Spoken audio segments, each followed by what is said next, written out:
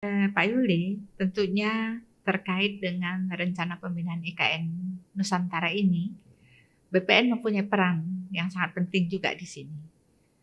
Apa yang sudah dilakukan oleh ATR BPN? Mungkin Pak Yuli dapat menjelaskan.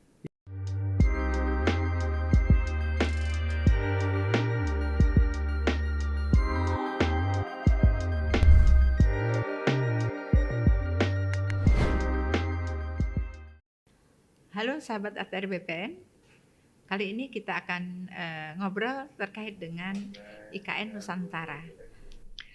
DPR RI secara resmi telah mengesahkan Undang-Undang IKN pada bulan Februari 2022 yang lalu. Dengan adanya Undang-Undang IKN yang telah disahkan kemarin, telah menjadi sebuah kepastian hukum dalam pelaksanaan pemindahan ibu kota negara.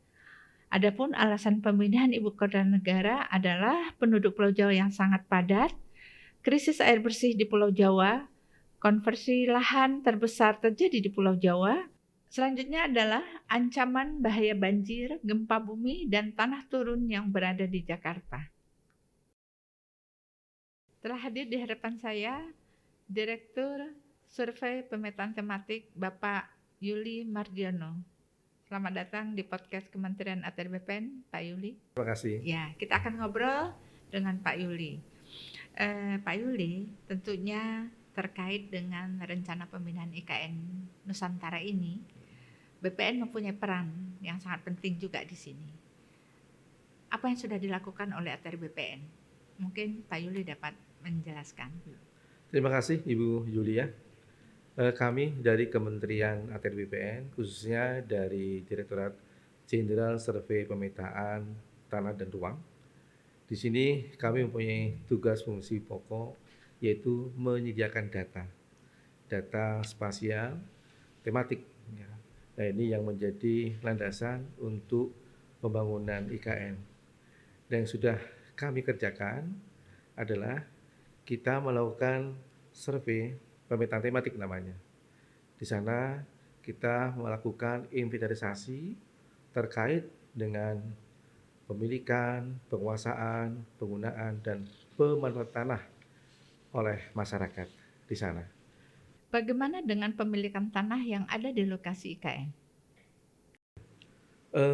Begini Bu Yulia, bahwa kita melakukan identifikasi terhadap P4T tadi, penguasaannya kita identifikasi, pemilikan, sampai penggunaan pemanfaatan.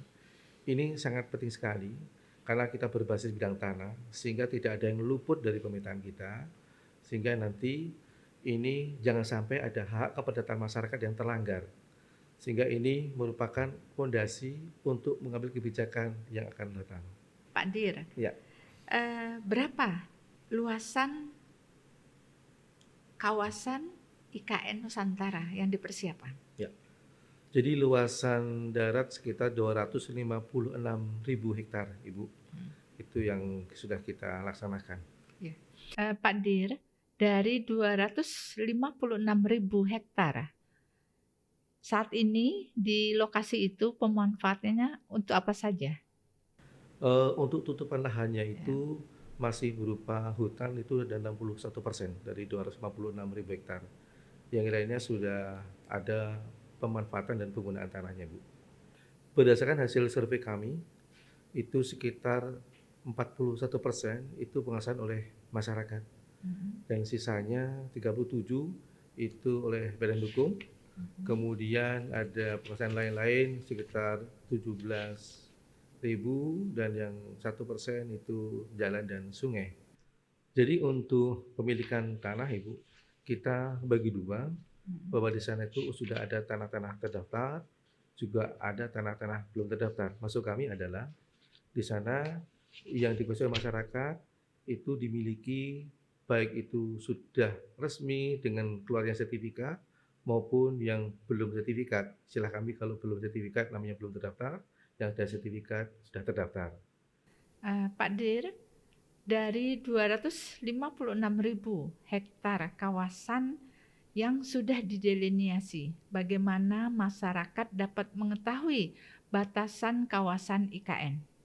Mungkin Pak Dir dapat menjelaskan. Ya, Jadi untuk melakukan pekerjaan itu yang kami laksanakan itu adalah survei pemetaan yang sifatnya rapid. Jadi kita masih melaksanakan inventarisasi atau identifikasi dulu, belum sampai ke tahap pengukuran atau ya pekerjaan detail, Bu. Terima kasih, Bu. Pak Dir, berapa luasan kawasan inti pusat pemerintahan yang sudah dipersiapkan? Jadi kalau total luasan untuk KIPP, Bu, kawasan inti pusat pemerintahan itu ada sekitar 6.600 sekian hektar. Ya, itu juga ada kawasan hutannya, ada APL-nya. Nah, itu yang APL itu yang kita pasang patok. Ya. Baik Pak Dir, mungkin masih ada yang ingin disampaikan kepada sahabat-sahabat ATR BPN kita? Oke, terima kasih Bu Wilya. Jadi apa yang sudah kita lakukan mengawali pemindahan ibu kota ini, yang jelas bahwa pertama masyarakat sudah bisa nyicil ayam dulu Bu, karena sudah kita petakan tentang penguasaannya, pemilikan, penggunaan perawatan, dan kemudian bahkan kita juga sudah memasang patok yang menyatakan bahwa ini lokasi yang akan menjadi pembangunan ibu kota. Nah, untuk itu pesan dari kami kepada teman-teman semuanya, Bapak Ibu sekalian, sahabat ATR BPN, tolong untuk ikut menjaga patok beserta pelangnya, karena ini sangat membantu bagi kita semuanya dalam kelancaran pembangunan, sehingga tidak ada nanti sampai 2 kali, 3 kali kerja, cukup sekali kita pasang, kemudian ini menjadi acuan teman-teman berikutnya untuk melaksanakan pembangunan. Bahwa ini bisa menjadi basic layer atau fondasi kebijakan-kebijakan selanjutnya, sehingga pembangunan yang kita inginkan di sana tetap pembangunan berkelanjutan yang akan menambah kebaikan bagi semuanya, ya masyarakatnya, lingkungannya, ekonominya, dan lain-lain. Terima kasih, Bu. Baik sahabat ATR BPN, demikian obrolan kita dengan Direktur Survei Pemetaan Tematik Kementerian ATR BPN tentang pemindahan Ibu Kota Negara Nusantara di Penajam Pasir Utara, Kalimantan Timur. Pemindahan Ibu Kota Negara dilakukan sebagai upaya untuk mengentaskan ketimpangan ekonomi dan infrastruktur di Indonesia. Secara umum, pemindahan ibu kota negara diharapkan dapat mendorong kebijakan reorientasi pembangunan menuju Indonesia sentris atau fokus pada spasial kawasan timur Indonesia. Sampai jumpa sahabat ATR BPN, ikuti podcast Kementerian ATR BPN dengan informasi-informasi update tentunya.